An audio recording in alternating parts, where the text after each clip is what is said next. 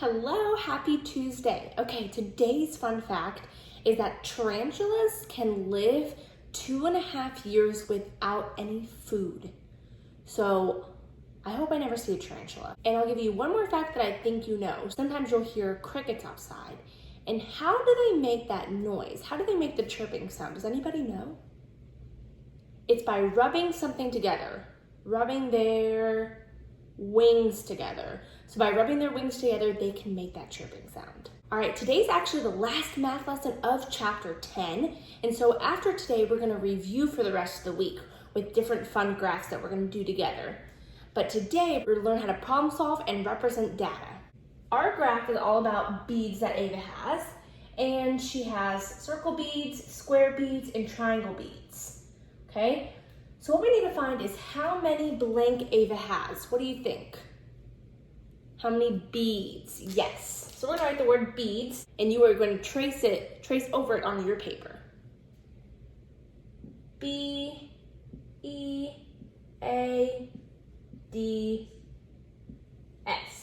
B. What information do I need to use? So we need to use the number of, we need to use this data. So we need to use the number of circles, squares, and triangles in the picture.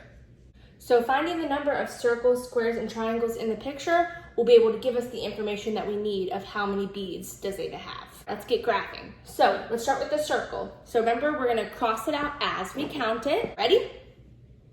1, 2, 3, 4. So how many circle beads does Ava have? 4, yes. So now we're gonna graph that in. So remember, this graph is a bar graph. So we're gonna color in to get all the way to the number 4 line, okay? So we have our circle. So I'm gonna color in to reach the 1, color to reach the 2, color to reach the 3, and color to reach the 4 because there are 4 circles. All right, now let's count the squares. Are you ready? Okay, so we're doing the squares. 1, 2, 3, 4. So how many squares are there? 4. Man, they have the same amount. So we're gonna color the squares all the way up until it reaches the number 4 line. Great job. All right, last one is triangles.